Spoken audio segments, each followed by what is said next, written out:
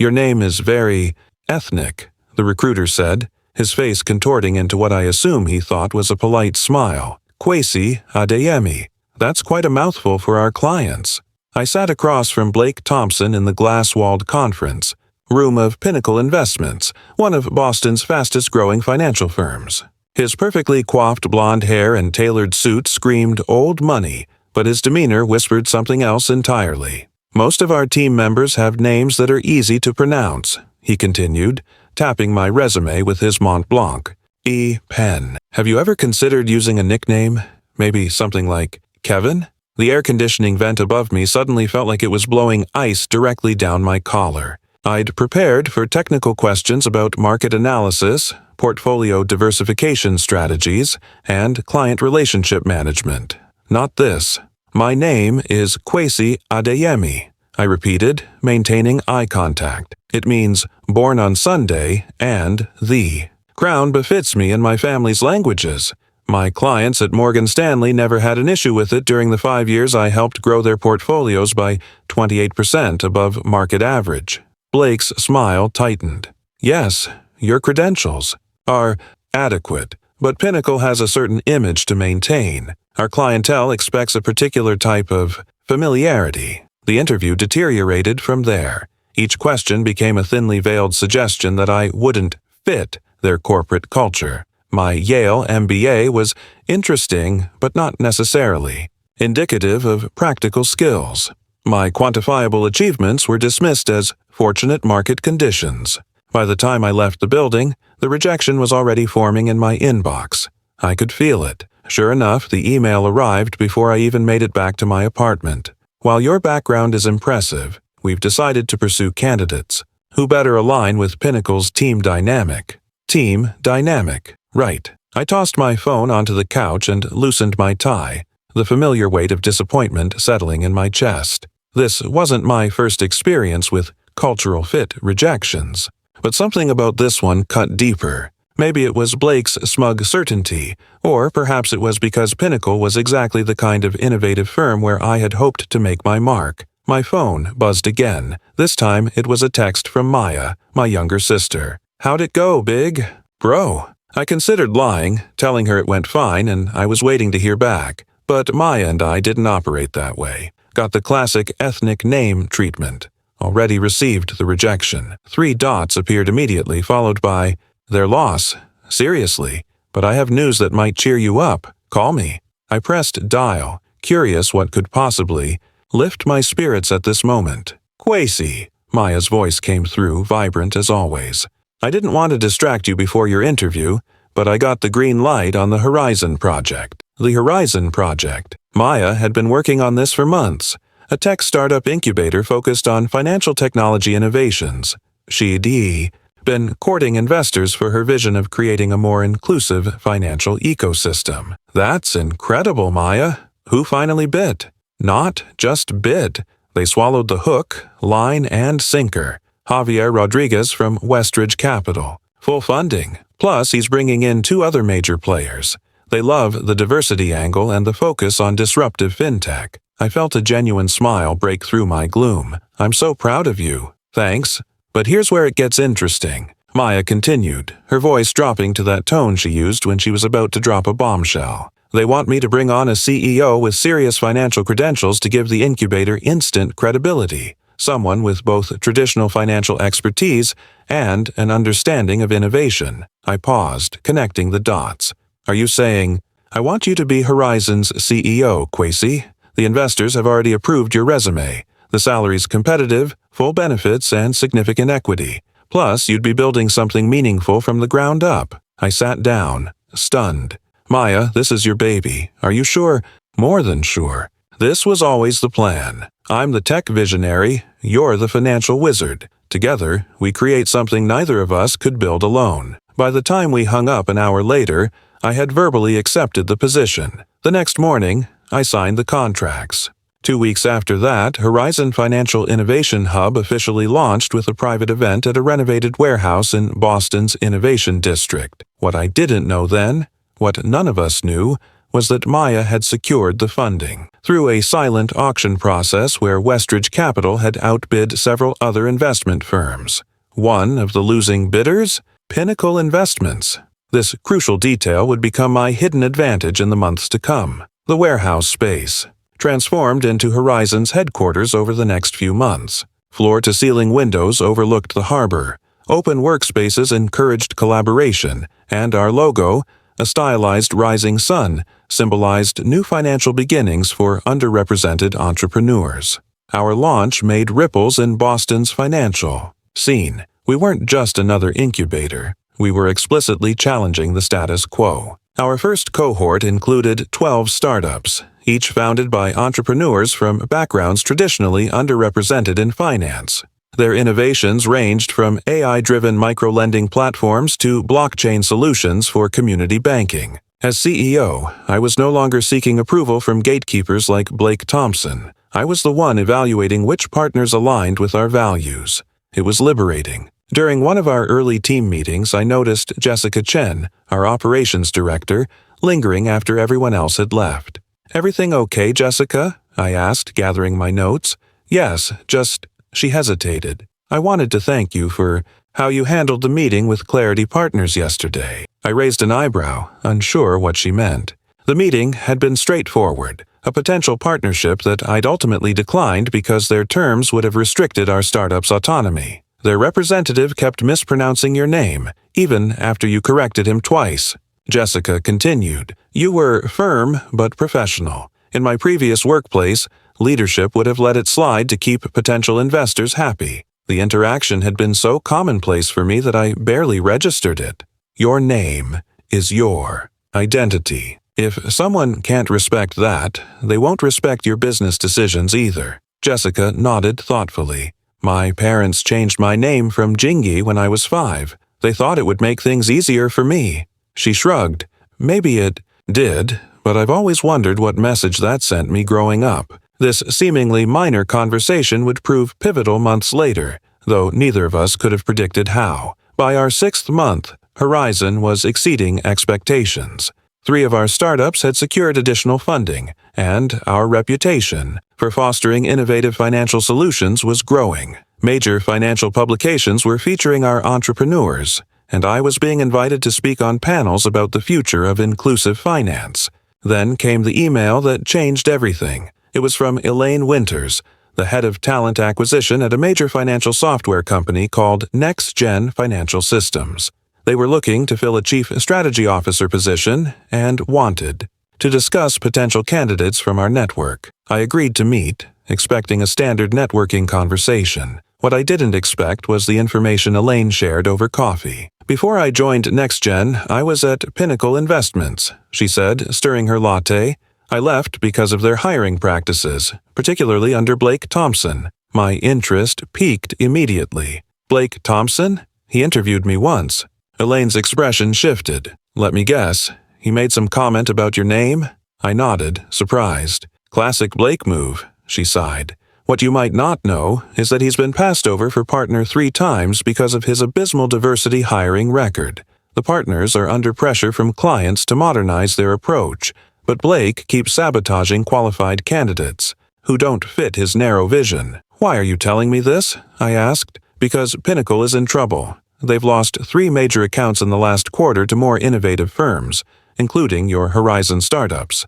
Blake's been tasked with building a next-generation investment team, but he keeps hiring carbon copies of himself. The partners are getting desperate." This revelation was fascinating, but I wasn't sure how it related to our meeting. Then, Elaine dropped the real bombshell. NextGen is developing financial software specifically for investment firms looking to modernize. We need someone who understands both traditional finance and innovation to guide our strategy, but we also need inside intelligence on firms like Pinnacle, what they're missing, what they need. The pieces clicked together. "You want to hire someone from my network who knows Pinnacle's weaknesses." Elaine smiled. "Actually, we want to hire you, Mr. Adeyemi. Your background at Morgan Stanley combined with what you're building at Horizon makes you uniquely qualified, and your personal experience with Pinnacle adds valuable perspective." The offer was tempting. significantly higher salary, prestigious position, influence over an entire industry's technological direction. But something felt off. I appreciate the interest, but Horizon is just getting started. I'm committed to our mission. Elaine nodded, unsurprised. I expected you might say that. Perhaps there's another way we could collaborate. NextGen is looking to acquire innovative fintech startups as part of our growth strategy. We'd be interested in establishing a partnership with Horizon as a pipeline for potential acquisitions. And there it was, the real agenda. They wanted access to our startups, the very innovations. We were nurturing to challenge the status quo. I'll consider it, I said noncommittally. Send over a formal proposal. What I didn't tell Elaine was that her information about Pinnacle had sparked something else entirely in my mind. If Pinnacle was desperate to modernize, that presented an opportunity, not for revenge, but for transformation. That evening, I called Maya to discuss what I'd learned. So, Pinnacle's bleeding clients because they can't adapt, Maya summarized after I explained. And now, they're desperate. Exactly. But here's what's interesting. They don't know that we know. Maya caught on immediately. Information asymmetry, the core of any good market strategy. Precisely, and there's more. Remember Jessica Chen from Operations? Super organized, quiet, but scary smart? That's her. Turns out she used to work at Dalton Financial before joining us. Guess who just became Pinnacle's biggest client after leaving Morgan Stanley? Maya whistled. Dalton Financial. So Jessica has insider knowledge of Pinnacle's new whale client. She mentioned it casually last week, had no idea it was significant. But combined with what Elaine told me about Pinnacle's internal struggles, we have leverage, Maya finished. The question is, what do we do with it? That question led to the formation of what we privately called Project Pinnacle. Not a vendetta, but a strategic initiative that would serve multiple purposes. Expand Horizon's influence, create opportunities for our startups, and perhaps most satisfyingly, force Pinnacle to confront its outdated practices.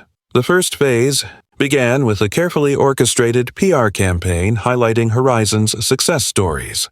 We featured our entrepreneurs in business publications, emphasizing how their unique perspectives, code for diverse backgrounds, led to innovations that traditional financial institutions had overlooked. These stories consistently mentioned the established firms that had missed these opportunities without naming Pinnacle directly. But industry insiders could connect the dots, especially when our most successful startup, Community Lend, revealed they had pitched their concept to several major Boston investment firms before finding support at Horizon. Phase 2 involved strategic client outreach. Jessica provided invaluable insights into Dalton Financial's priorities and pain points. Using this information, we tailored proposals for two of our startups that offered solutions to Dalton's specific challenges. Within weeks, Dalton representatives reached out, interested in pilot programs. When they mentioned they'd heard about us through their investment advisors at Pinnacle, we expressed surprise and gratitude for the referral. This created exactly the impression we wanted, that Pinnacle was indirectly validating our approach. The third phase was the most audacious. We began recruiting mid-level talent from traditional firms, offering competitive compensation but emphasizing our mission-driven culture and growth opportunities. We didn't target Pinnacle specifically. That would have been too obvious, but we ensured our opportunities reached their employees through industry networks. 3 months into our strategy, the results exceeded expectations. 2 Pinnacle employees joined Horizon. Dalton Financial invested in one of our startups. Our media presence had established us as the leading voice in inclusive financial innovation in Boston, but the most interesting development came from an unexpected source. Lisa Woodson, one of Pinnacle's partners, reached out requesting a private meeting. We met at a quiet restaurant away from both our offices. Lisa was in her 50s, with steel gray hair and the confident demeanor of someone who had navigated decades in a male-dominated industry. "I'll be direct, Mr. Adeyemi," she said after we ordered. "Pinnacle needs to change. The old boys network is killing us. We're losing clients and talent to more forward-thinking firms, including yours." I maintained a neutral expression. I'm not sure how I can help with Pinnacle's internal challenges. You've built something remarkable at Horizon in a very short time. The diversity of your startups isn't just socially responsible, it's proving to be a market advantage. Your entrepreneurs are identifying opportunities our analysts missed because they all think the same way. I nodded, waiting for her to continue. I'm leading an initiative to transform Pinnacle's approach, but I'm facing resistance from several directions. Blake Thompson is just the most vocal opponent. She leaned forward. I'm proposing a strategic alliance between Pinnacle and Horizon. We provide capital and client access. You provide innovation and fresh perspectives. The irony wasn't lost on me. The firm that had rejected me for my ethnic name now wanted access to the diverse talents they had systematically excluded. That's an interesting proposition, I said carefully, but I have concerns about culture compatibility. Our entrepreneurs come to Horizon because we create a space where they don't have to conform to traditional finance norms. Lisa nodded. That's exactly why we need this partnership. We need to learn from your approach. She hesitated. I should mention that not everyone at Pinnacle will welcome this alliance. Blake, in particular, will see it as a threat to his position. And there it was, the internal power struggle. Lisa was using us as leverage in her battle to modernize Pinnacle, while Blake represented the old guard fighting to maintain the status quo. I decided to be transparent. Lisa, I appreciate your candor. I should be equally honest. I interviewed at Pinnacle last year. Blake Thompson made it clear that my name was too ethnic for your clients. That experience directly influenced the creation of Horizon. Lisa's expression hardened. I wasn't aware. That's exactly the attitude that's destroying our firm from within. So, you understand why I might be hesitant to enter a partnership where half your leadership sees our core values as a threat. I do, she acknowledged. But what if this partnership could change that dynamic? What if success forces them to recognize the value of inclusion? By the end of our meeting, we had outlined a potential collaboration framework, a 3-month trial period where one of Horizon's startups would work with a select team from Pinnacle. If successful, we would expand the partnership gradually. I left that meeting with mixed feelings. The strategic benefits were clear, but I couldn't shake the feeling that we were walking into complicated territory. When I shared the details with Maya, she raised the concern I'd been avoiding. This puts us in bed with the same people who rejected you for who you are, she said bluntly. Are you sure you want to give them a second chance? It was a fair question, but something Lisa had said resonated with me. Change rarely comes from outside. It requires internal champions willing to challenge the status quo. It's not about giving them a second chance, I explained. It's about changing the system from within. If we can transform how Pinnacle operates, we impact the entire industry. Maya studied me for a moment. Just be careful. People like Blake Thompson don't change easily, and they fight dirty when cornered. Her warning proved prophetic. The pilot partnership launched with carefully selected teams from both organizations. From Horizon, we chose Real Value, a startup developing algorithms to identify undervalued assets in overlooked markets. From Pinnacle, Lisa assembled a team of younger analysts, deliberately excluding Blake's protégés. The collaboration produced promising early results. Real Value's algorithms, combined with Pinnacle's market access, identified investment opportunities with remarkable potential. The Pinnacle analysts were energized by the startup's innovative approach, while Real Value benefited from the institutional knowledge and client relationships. Everything was proceeding according to plan until Blake Thompson discovered that Lisa had intentionally excluded him from the initiative. His response was swift and calculated. First came the internal memo questioning the partnership's value, strategically copied to all partners.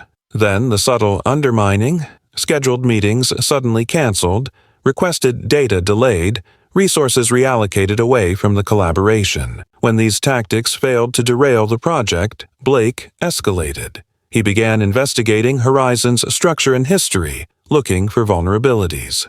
That's when he discovered Maya's connection to me and the timing of Horizon's founding immediately after my rejection from Pinnacle. The accusation came via a formal letter to Pinnacle's partners, copied to Horizon's board. The partnership was not a good-faith business arrangement, but a calculated revenge scheme, orchestrated by rejected candidates with personal grudges.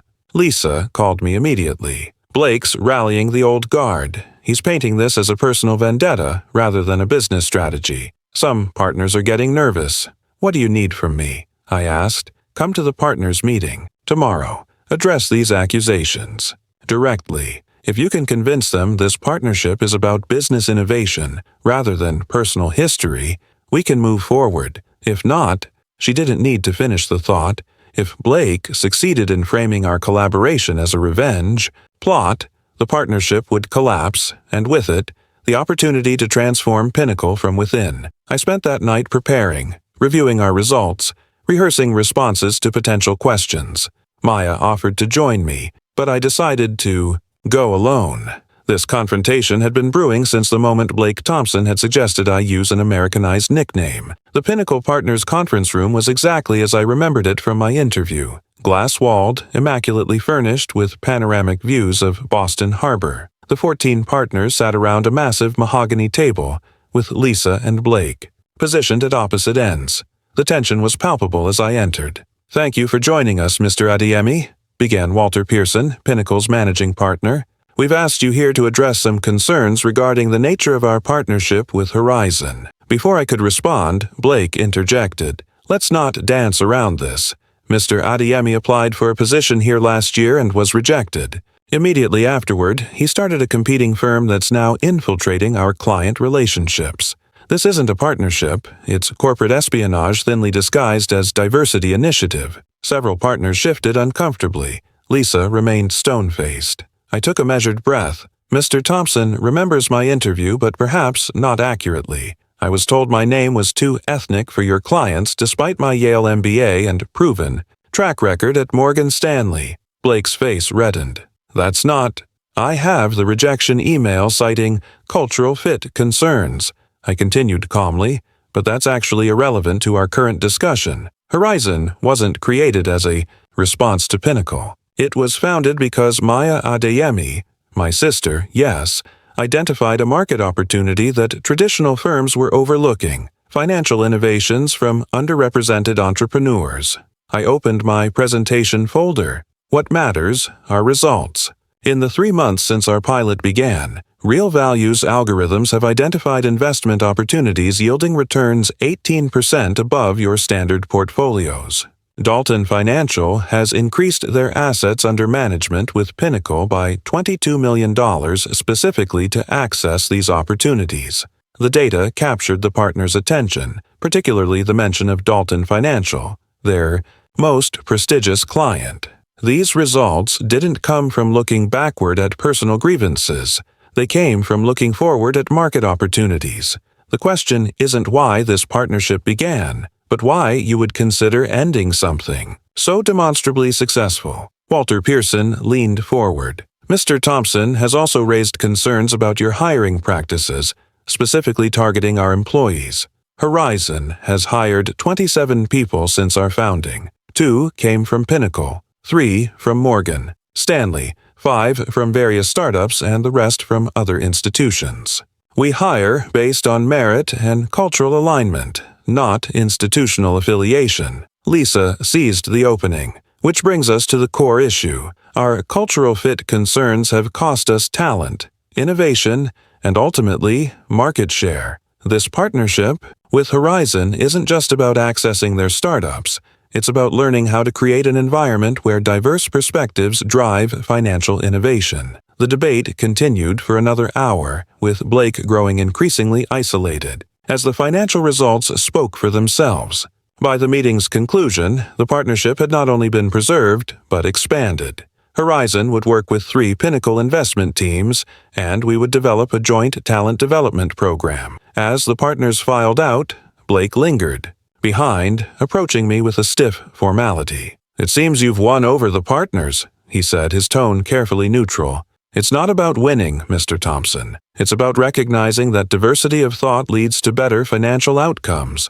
That's something that benefits everyone." He studied me for a moment. "You've built something impressive at Horizon. I underestimated you." The admission clearly cost him, but it wasn't the apology I might once have wanted. Still, it represented a shift, however small. "People often do," I replied simply. I thought that would be the end of our interaction with Blake Thompson. I was wrong. 3 weeks after the partners' meeting, Jessica Chen came to my office with disturbing news. Blake had approached her privately, asking detailed questions about our operations, client relationships, and strategic plans. He'd framed it as due diligence for the expanded partnership, but his questions went far beyond the scope of our agreement. He offered me a senior position at Pinnacle, Jessica explained. Double my current salary, plus equity. But it felt like a bribe for information. This was a concerning development. Despite the partner's decision, Blake was clearly still working to undermine our collaboration, now through more clandestine methods. "What did you tell him?" I asked. "That I'd consider it," Jessica replied. "I thought it better to keep communication open while we figured out what he's really after." Jessica's instinct was shrewd. By neither accepting nor rejecting Blake's offer, she'd created an intelligence channel directly into his plans. Over the next month, Blake's strategy became clear through his conversations with Jessica. He was building a case that Horizon's success was overrated, a diversity bubble that would burst when subjected to market pressures. Simultaneously, he was developing a competing incubator concept for Pinnacle that would adopt our structure, but with his people in control. His plan was to absorb what worked from our model, claim it as his innovation, and then terminate the partnership once he had what he needed. The final step would be recruiting key talent from Horizon to legitimize his version. This intelligence gave us a critical advantage. Instead of confronting Blake directly, we adjusted our approach. We accelerated the integration of our most successful processes into Pinnacle's operations, ensuring they became dependent on our methodology before Blake could replicate it. We also carefully controlled what information was shared, feeding his project enough to keep it moving but withholding the key elements that made our approach successful. Most importantly, we documented everything. Every meeting, every shared document, every collaborative decision, all meticulously recorded with timestamps and participant signatures.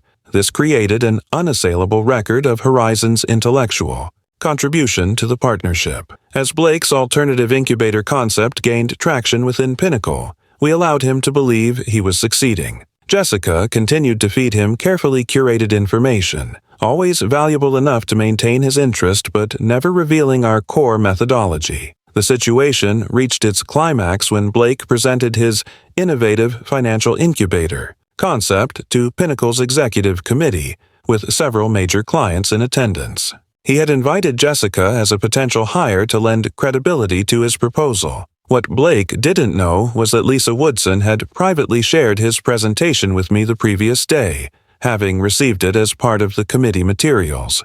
The proposal was essentially a repackaged version of Horizon's model, with Blake positioned as the visionary leader who would bring Pinnacle into the modern era. Most damning was his staffing plan, a list of Horizon employees he planned to recruit, complete with compensation packages and transition timelines. Jessica's name featured prominently, with a note that she was already in discussions.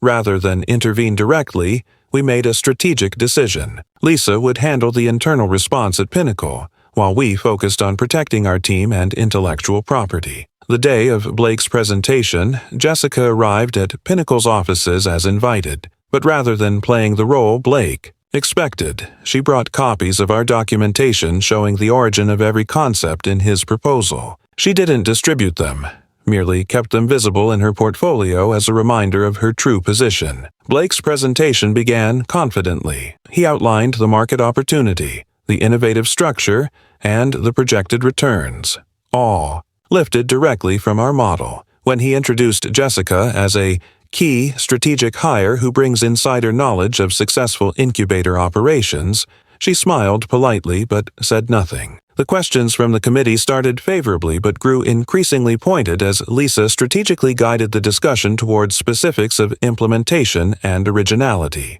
"This structure looks remarkably similar to Horizon's approach," she noted. "How is your vision differentiated?" Blake had anticipated this. "We've improved upon their model by integrating traditional investment methodologies that their diversity focus overlooks." "Interesting," Lisa replied. "Could you elaborate on those specific improvements?" The materials seemed to match their process flow exactly. Edie, as Blake struggled to identify genuine differences, Lisa continued, I'm also curious about the staffing plan. Several of these individuals are currently employed by our partner organization. Has this recruitment strategy been disclosed to Horizon as part of our collaboration agreement? The atmosphere in the room shifted perceptibly. The clients exchanged glances. The committee members straightened in their chairs. Blake attempted to redirect. Talent mobility is standard in our industry. Horizon itself has hired from Pinnacle. With full transparency and after the individuals approached us, Jessica interjected, speaking for the first time. What's concerning here is the systematic targeting of an entire team from a current partner, which could constitute a breach of our non-solicitation clause. The revelation of the non-solicitation clause, which Blake had either overlooked or deliberately ignored, created a palpable tension. One of the clients, the CFO of a major manufacturing company, closed his presentation binder. I think we've seen enough, he said. Pinnacle appears to have some internal alignment issues to resolve before proceeding with this initiative. The meeting adjourned shortly after, with the committee agreeing to revisit the concept after further development and differentiation. Blake was livid. In the hallway outside the conference room, he confronted Jessica. You set me up. No, Mr. Thompson, she replied calmly. You set yourself up when you assumed I would betray my organization for a title and salary increase. You never asked why I left traditional finance for Horizon in the first place. This isn't over, he warned. Actually, it is, came Walter, Pearson's voice, from behind them. The managing partner had observed the hallway confrontation. Blake, my office, now. What followed was the corporate equivalent of a guillotine. By that evening, Blake Thompson had been placed on administrative leave pending an ethics investigation. By the end of the week, he had been removed from all client accounts. Within 2 weeks, Pinnacle announced his departure to pursue other opportunities. The partnership between Horizon and Pinnacle continued, strengthened by the removal of its primary opponent. Lisa Woodson was appointed to lead Pinnacle's innovation initiatives, including the collaborative projects with our startups. 3 months after Blake's departure, I received an unexpected email. The subject line read, Request for meeting, Blake Thompson. My first instinct was to delete it, but curiosity won out. The message was brief. Mr. Adeyemi, I'm establishing a new advisory firm focused on emerging markets and diverse investment opportunities. I would appreciate the chance to discuss potential collaboration. I've learned some valuable lessons about inclusion and innovation that have reshaped my approach to finance. After consulting with Maya and Lisa, I agreed to meet him. Not at either of our offices, but at a neutral coffee shop downtown. Blake arrived looking different than I remembered. The tailored suit remained, but the arrogant confidence had been replaced by something more subdued. He'd lost weight, and his previously perfect hair was slightly longer, less rigidly styled. Thank you for meeting me, he began. I know you have every reason to refuse. I'm curious what you have in mind.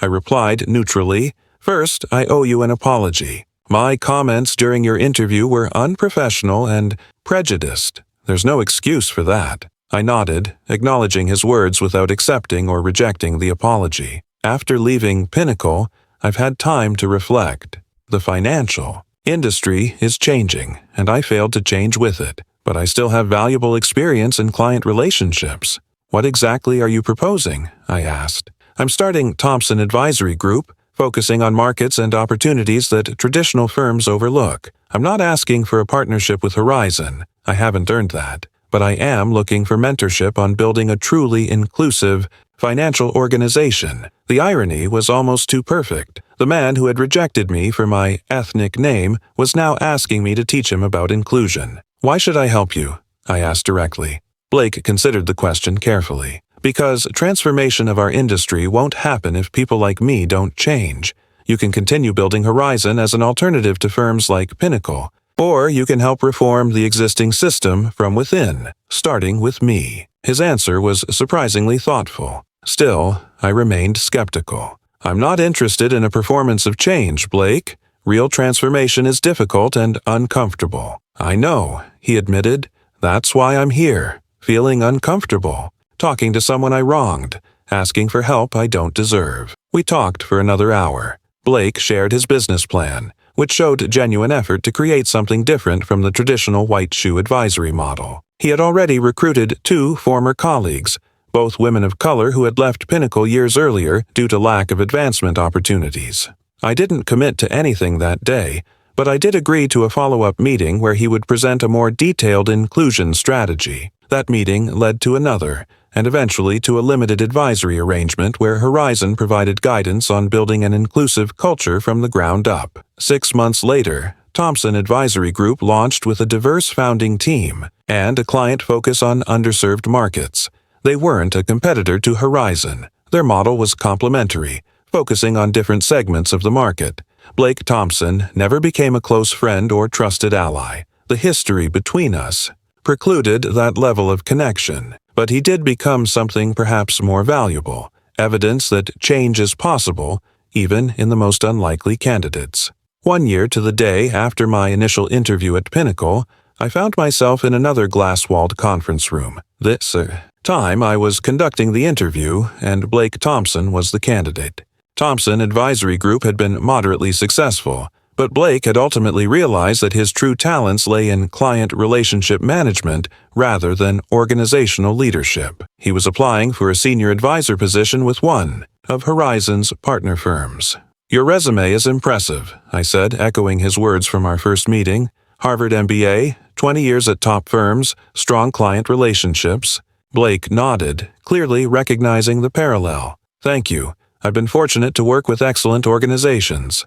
I do have one concern," I continued, maintaining a neutral expression. "Your name, Blake Thompson. It's very conventional. Our clients come from diverse backgrounds and appreciate advisors whose experiences reflect a variety of perspectives." His eyes widened slightly before he caught the subtle humor in my tone. "I hope you can pronounce your new boss's name now," I added with a small smile. Blake was speechless for a moment before responding. "Kwesi Adeyemi," he pronounced carefully, getting each syllable correct. "It means born on Sunday, and the crown befits me. And yes, I can pronounce it perfectly now." The interview proceeded professionally from there. Blake was ultimately hired by our partner firm, where he now works successfully under leadership far more diverse than anything he would have imagined in his Pinnacle days.